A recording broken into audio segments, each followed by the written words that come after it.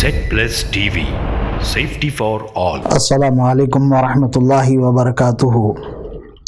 الحمدللہ رب العالمین والصلاة والسلام علی سید الانبیاء والمرسلین، اما بعد. تمام ناظرین کا استقبال ہے زیڈ پلس ٹی وی کے خصوصی سلسلہ محفل ایمان میں. اللہ تبارک و تعالی سورہ بقرہ آیت نمبر 172 میں ارشاد فرماتا ہے، یا ایھا الذین آمنوا کلوا من طیبات ما رزقناکم واشکروا للہ ان کنتم ایاہ تعبدون. اللہ رب العالمین نے ایمان والوں سے خطاب کیا اور فرمایا کہ اے ایمان والوں، اے مومنوں، جو پاکیزہ چیزیں ہم نے تمہیں عطا کی ہے ان سے کھاؤ، انہیں کھاؤ اور اللہ کا شکر ادا کرو اگر تم اسی کی عبادت کرتے ہو. اللہ تبارک و تعالیٰ نے اس آیت مبارکہ میں پاکیزہ اور اچھی چیزیں کھانے کا حکم دیا ہے جو اس نے حلال کی ہے.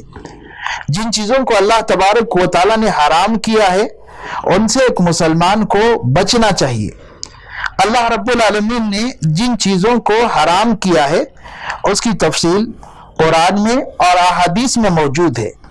اس کے بعد والی آیت میں اللہ تبارک و تعالیٰ نے مردار گوشت اور ساتھ خون، بہتا ہوا خون اور دوسری چیزوں کا ذکر کیا جنہیں حرام قرار دیا گیا. جو غیر اللہ کے نام پر ذبح کیا گیا اسے بھی اللہ تبارک و تعالیٰ نے حرام قرار دیا ہے. تو جو چیزیں اللہ تبارک و تعالیٰ نے حلال رکھی ہیں انہی کو استعمال کرنا چاہیے، حرام چیزوں کو نہیں. یہاں پر ایک بات اور ذہن میں رکھنی چاہیے، حلال چیزیں کھانا چاہیے، انسان کی کمائی بھی حلال ہونی چاہیے، کمائی حلال ہونی چاہیے، حلال طریقے سے انسان کو روزی کمانا چاہیے. اس لیے کہ جو لوگ حلال کا خیال نہیں رکھتے، روزی حلال طریقے سے نہیں کماتے، اس کے بہت برے نتائج زندگیوں پر پڑتے ہیں. سب سے پہلی چیز، اگر کسی کی کمائی حرام ہے تو اس کا ایک بڑا نقصان ہوگا. اللہ تبارک و تعالی برکت اٹھا لے گا اس کمائی سے. جیسے کسی کا سودی کاروبار ہے، اللہ تبارک و تعالی ارشاد فرماتا ہے وَيَمْحَقُ اللَّهُ الرِّبَا وَيُرْبِي الصَّدَقَاتِ.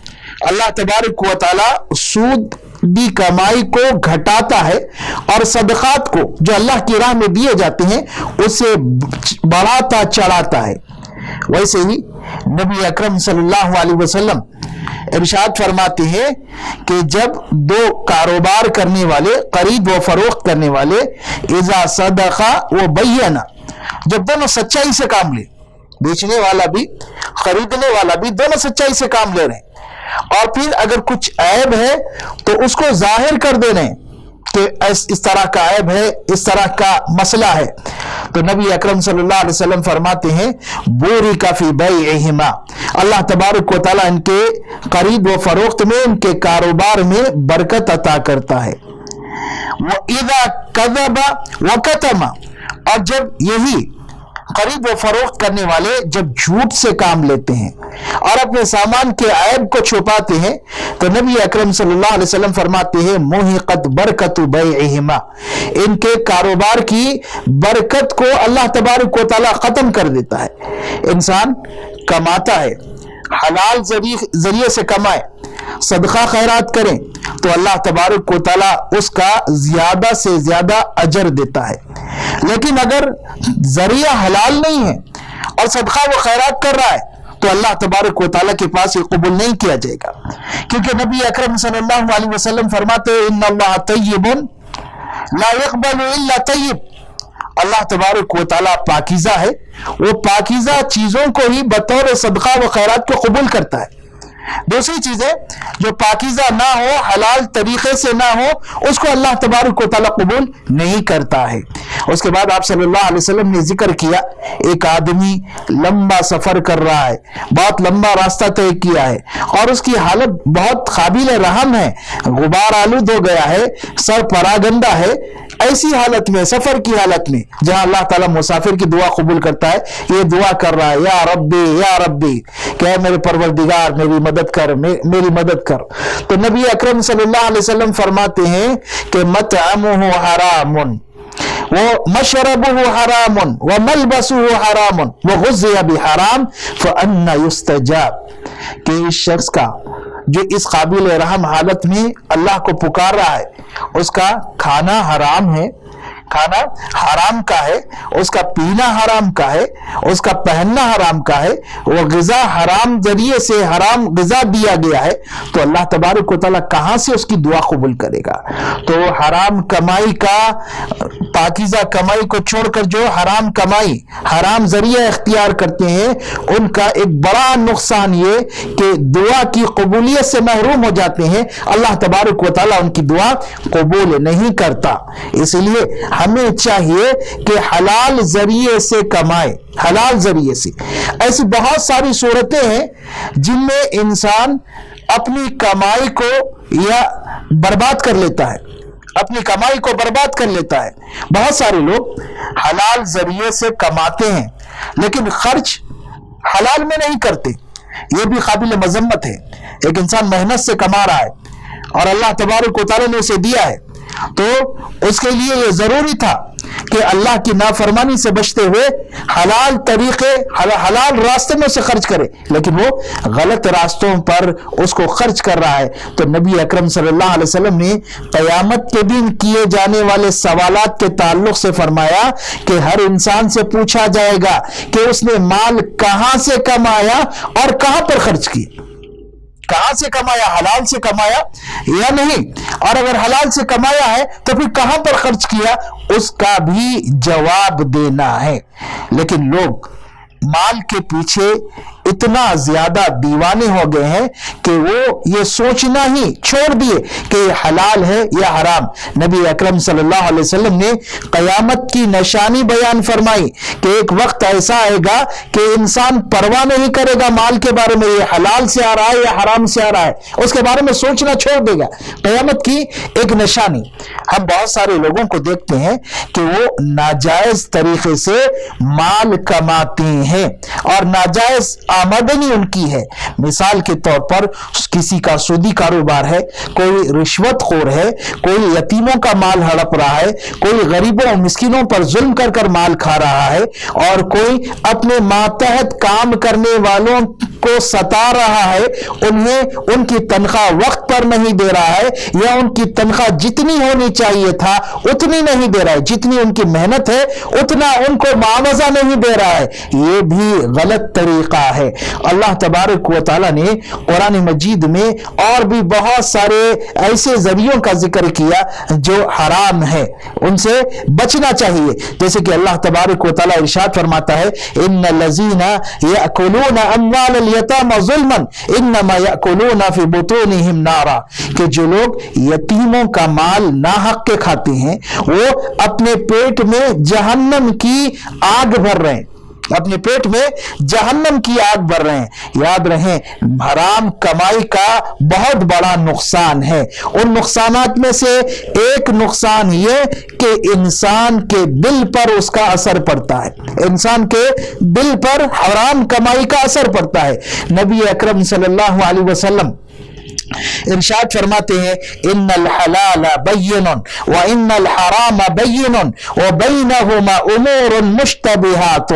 حلال بھی واضح ہے، حرام بھی واضح ہے، دونوں کے درمیان کچھ مشتبہ امور، مشتبہ باتیں ہیں، شبہ والی باتیں ہیں.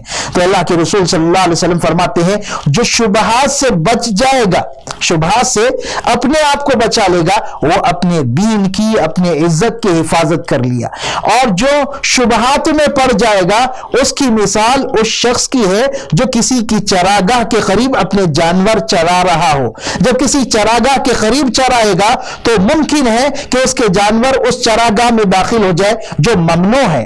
تو اس کے بعد اللہ کے رسول فرماتے الا ان لکل ملک حما، یاد رکھو ہر بادشاہ کی چراگاہ سرحد ہوتی ہیں، اس کے بادشاہت کی سرحد ہوتی ہیں.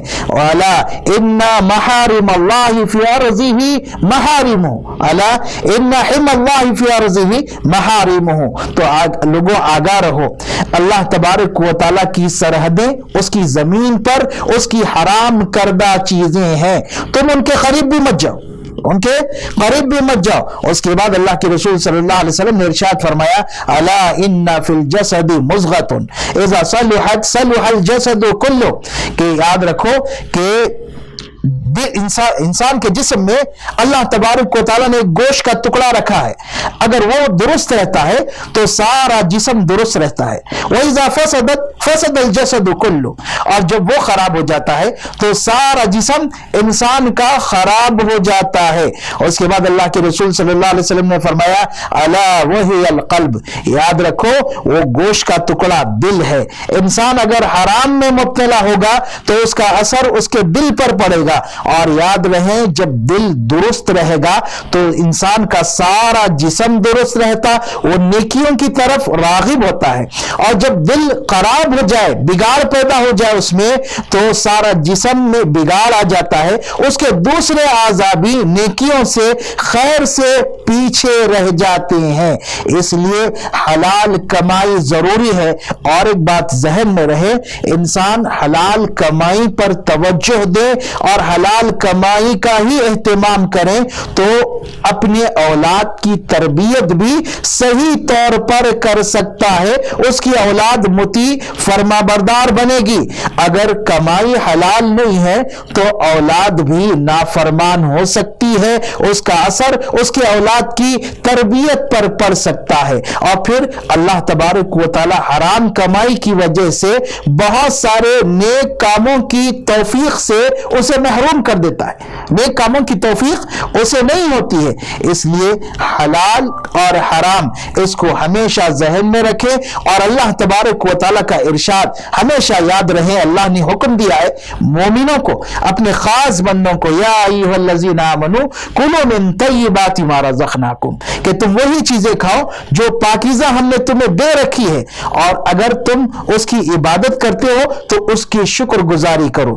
شکر گزاری اللہ کی بہت ساری نعمتیں ہیں، ان نعمتوں کے شکر ادا کرنے کا طریقہ یہ کہ ان کو اللہ کی اطاعت اور عبادت میں استعمال کریں۔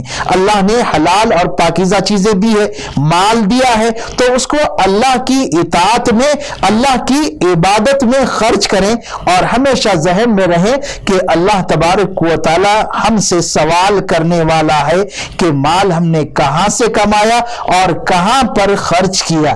اس لیے اس بارے میں ہمیں اچھی طرح سوچنا چاہیے کہ ہمارا آمدنی کا ذریعہ کیا ہے، حلال ہے یا نہیں، حلال ہے تو کیا ہم حلال میں ہی خرچ کر رہے ہیں یا پھر اللہ کی نافرمانی میں خرچ کر رہے ہیں۔ اگر اللہ کی نافرمانی میں خرچ کر رہے ہیں تو اس سے بچنا چاہیے۔ اللہ تبارک و تعالی ہمیں عمل کی توفیق عطا فرمائے۔ السلام علیکم۔